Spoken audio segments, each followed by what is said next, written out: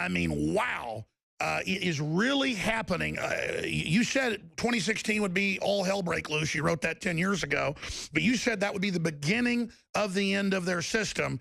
Do you still stand by that? Because, I mean, I certainly hope you're right. It's the beginning of the end. You've been proven right in your predictions. I just hope your latter predictions are right as well, David Icke. Well, Alex, you'll have to forgive me. First of all, I'm not feeling too good because I'm suffering from oppositional defiant disorder. Apparently, it's catching. And we are facing, I would suggest, 3 years that will decide which way this goes. I think 2016, 2017, and 2018 are going to be pivotal years in deciding where this world goes.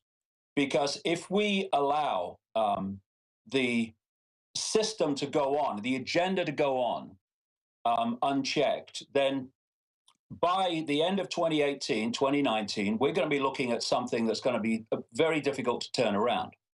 But if we start to awaken, and the great news, Alex, is that in greater and greater numbers, people are beginning to reassess the world and reassess themselves and reassess life. And what's giving me tremendous encouragement is where these people are coming from.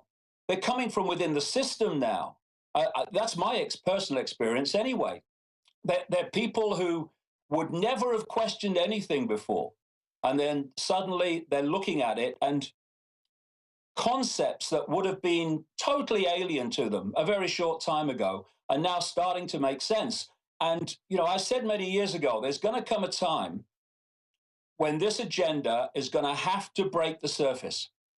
For people would not believe how long this has been going on. This is not a modern thing. This has been going on generation after generation after generation, as the ground has been prepared for this global fascist Orwellian state.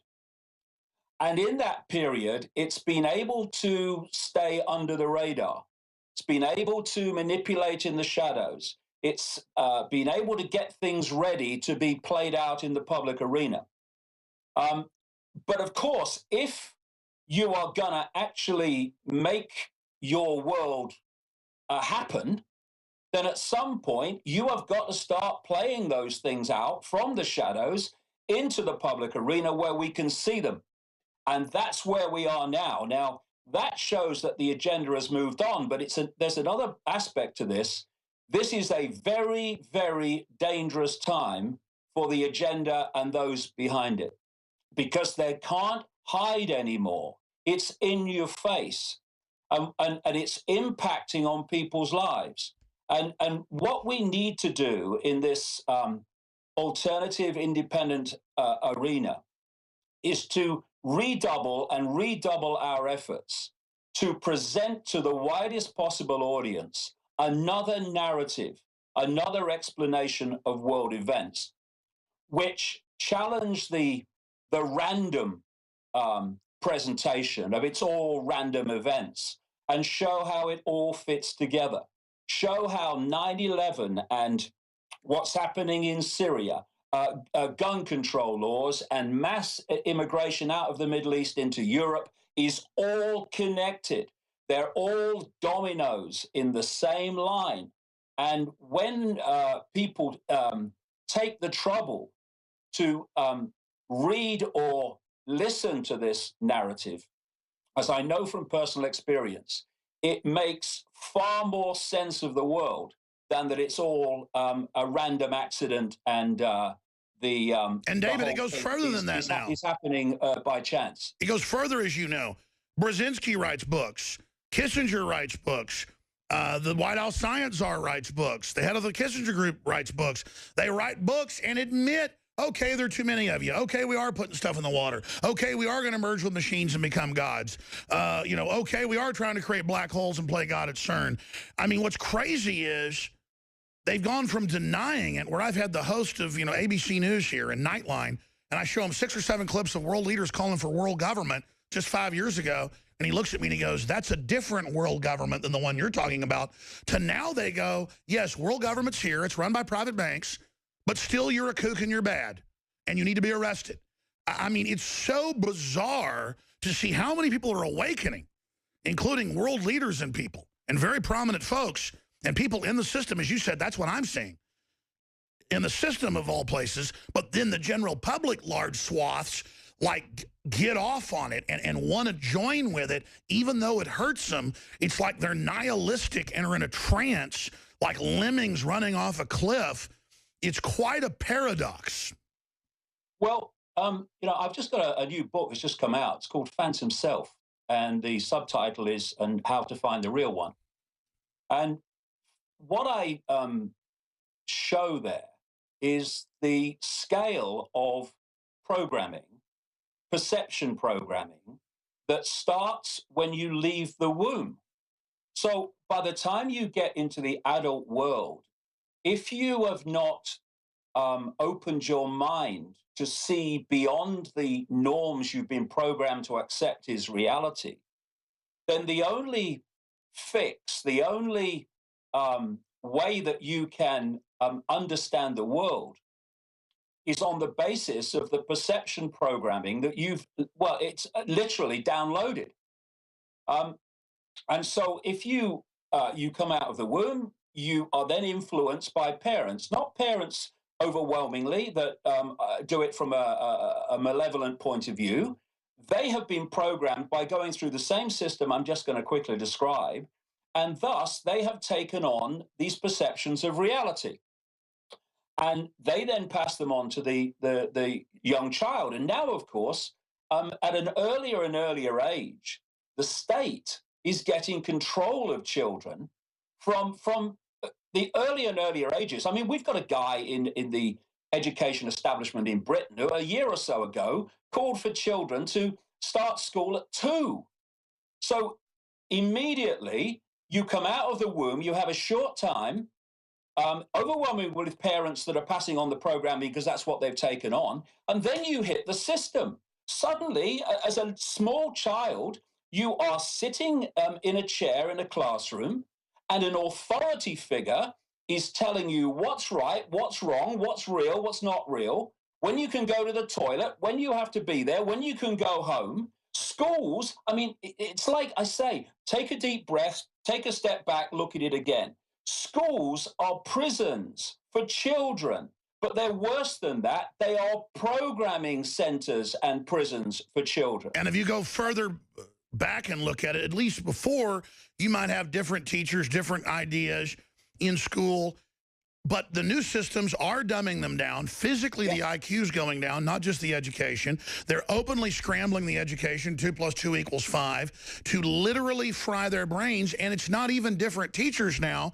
It's globally UNESCO-approved UN curricula under treaty worldwide in over 90% of the schools on the planet, literally teaching them how to be mental midget, conformist morons who are never conscious and will accept whatever the new contradictory download is. Exactly. Well, Bill Gates is involved in that in America, and anything Bill Gates is in is the agenda. You look at everything that he's involved in. It's like a wish list for the agenda that he's funding through his foundation with his missus. But this education foundation of the program is so vital because you go on to college and you go on to university, or many people do, and then from that base programming, this is the world, this is reality, this is how it is. And I debated, Alex, many times at Oxford University. And this is the elite university in Britain. And I've not been asked a challenging question. The level of programming is extraordinary. And then what happens? From that base programming, people go out to be doctors, they go out to be scientists, they go out to be politicians, they go out to be journalists. And from that base programming, they're all coming, unless they become in any way conscious beyond the program, they are viewing the world the same way.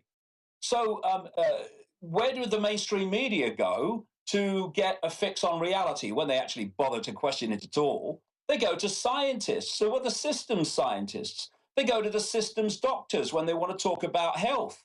And anyone who's outside of that program sense of everything, medicine, science, politics, economics, they are by definition a kook because they are outside the norm. This is how it works. And it's extraordinary the level of programming. And I would say this, I've said it before in the books. You know, I think there's a very good chance that the level of programming is such, the level of perception program is such, that vast numbers of people, possibly the vast majority, go through an entire lifetime without an original thought or emotional response that hasn't come from the program. And if people just ask themselves the question, what do I believe? And then ask the next question, why do I believe it? Where has it come from? And it will invariably have come from some aspect or some expression of the system. And like the Nazis said, you know, give me the child to the age of 7 and I'll show you the man. Well, they have control of young people now, well beyond the age of 7. And as you rightly say, what we're seeing is, because you know I'm coming up 64, so I was born in 1952. I remember the education system as it was in the 50s, and I've seen it change. This is why our generations are so pivotal in what's happening, because we have a point of reference before this got really, really extreme, and thus we can see how extreme it is.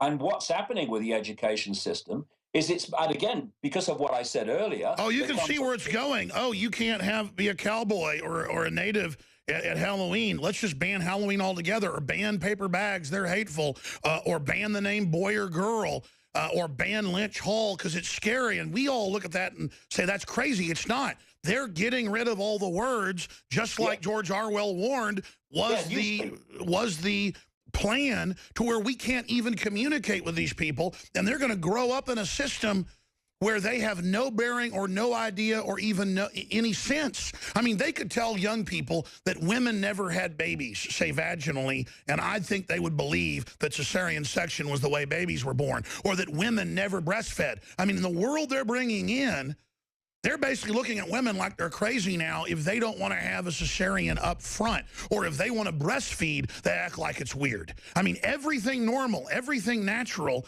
is supposedly evil, because you're right, we're all in a giant prison. We're being forced into the physical matrix with the virtual reality helmets we're going to put on, and the Pentagon admits that's the plan. So why would insiders, David, who know where this really leads, want to be for this? Because they're promised they're going to be part of the power structure in the future? Well, there's a few things I'd like to say about what you just said.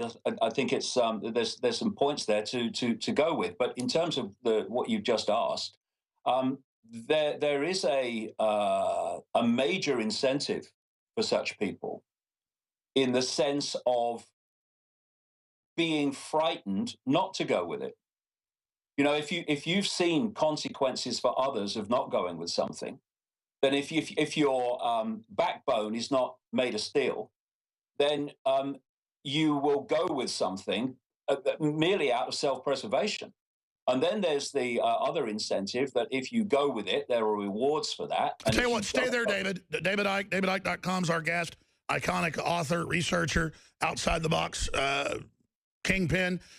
We're going to come back and talk about what he just started mentioning. You know, China, they're bringing the system here where you have a social score for going along with the system, or you can't buy or sell. It's called the mark of the beast. You might have heard of it. But again, it's an evil spider, a monster, as you've said, at the center of the web. You can't make a deal with this, can you, David Icke? Well, no. And, you know, it's simple what is happening. You are seeking to bring in a centralized global fascist, communist, whatever you like, to people living in those situations, they're the same, really. Orwellian global state in which you have 24/7 surveillance, and your freedoms are basically zero. Now, to bring that in, you can't just come out and say, okay, we've had a meeting, this is what we're going to do. You have to create in the public mind the reasons why you're doing it. And because those reasons are not genuine, you have to make them up. In other words, you are bringing in your global fascist system by lying and lying and lying. Now, that's one side of it. But of course, what lies are very vulnerable to say the least, is the truth. So you've got a double whammy. You've got two fronts. One is to lie to the public so that you have your excuses to bring in your global system. And two, you've got to shut up those that are speaking the truth and thus exposing the lie. And that's what we're seeing. That's why, I mean, and this is an important point. Where does the real power lie? It lies with the truth. It doesn't lie with the lies. You can see behind me how big this room is. This is my little office where I do all my work and have done so for 10, 12 years, turning out the books and all the rest of it. And I'm currently sitting 13,000 miles away from the Australian government. One bloke. And yet they are seeking to delay a speaking visa, where I'm supposed to speak in a number of Australian cities in July, because they fear the information that I'm going to circulate. And Australia, I mean, there was an Australian politician said in Parliament, or a video I saw this week, he is saying Australia is in a pre-police state situation. I would take the pre away if you look at what's happening in Australia with a situation. So another take a breath, take a step back, look at it again, in which people are being denied benefits from the government if they don't have their children vaccinated according to the government's vaccination schedule. Now, if anyone wants a definition of a tyranny, then give me one better than that. But what they don't want, because that's the lie, that's bringing in the system. They don't want the truth to challenge the lie. And the fact that they are frightened of me coming into their country and just talking about 3-4 events, when I'm just one bloke, just shows the power of information. And I'm looking at that headline now. This is a point that I want to pick up from what you were talking about earlier. The number of people at the center of this global web who are doing this in full knowledge and awareness of what they're doing is very, very small. And they have to manipulate other people to play out their desires, their agenda, called government administrators and politicians and others. They have to manipulate people in uniform to impose their agenda once the laws have been passed by others. And they have to keep people in the dark of what is actually going on. And to do that, given there's 7 billion people in the world, you have to enlist, through manipulation and programming, large numbers of those people to police each other. An analogy I used many years ago is that people laugh at sheep because they run from the sheepdog and follow the one in front. But humanity in large numbers has out-sheeped the sheep. At least the sheep need a sheepdog to keep them in line. Humans keep each other in line. And of course, that is the whole foundation of what's called political correctness, which is the insane seeking to silence the intelligence. Absolutely. Intelligent, in my view. And they're moving on every front.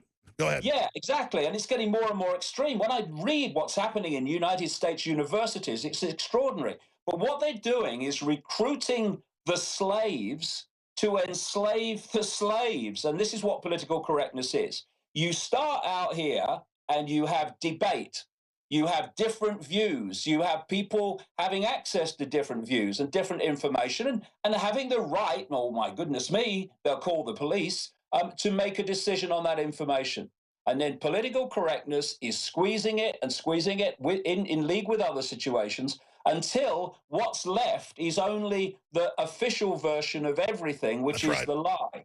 And what's amazing is that people who would otherwise say, oh, yeah, freedom of speech, when someone says something they don't like, instead of saying, well, actually, I think that's wrong because, the response is always ban them, silence them. And anyone who says that, and there's many on the left who say that, of course, all the time, don't tell me you are in favor of a free society. Don't tell me you believe in freedom, because you are a key part of the tyranny. Without people like you, the few in the background who are running the tyranny couldn't play the tyranny out. Wake up before you, in the end, become a victim of the tyranny, and so do your children and grandchildren. Well, David, that's absolutely right. And again, places like MSNBC and Salon now openly say, arrest Alex Jones, shut him up. They go, it's great that the IRS is harassing the Tea Party and Christian groups and veterans groups and auditing them. They're evil racists. They deserve to be shut down. A, they're not racist, but even if they were, they're on TV saying, let's persecute people, when they would have crucified Richard Nixon for doing 1/1000th of it.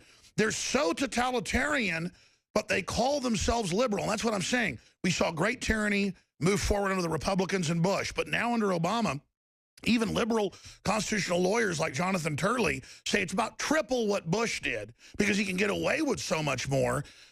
And again, we knew there was a clash of civilizations. You spoke about PNAC day one. I spoke about it even before 9/11, the clash of civilizations. But it doesn't mean it isn't real once they start it. And they're bringing in radical Wahhabist Sunnis backed by Saudi Arabia, who they allow to colonize the Middle East and Africa. They're now colonizing here.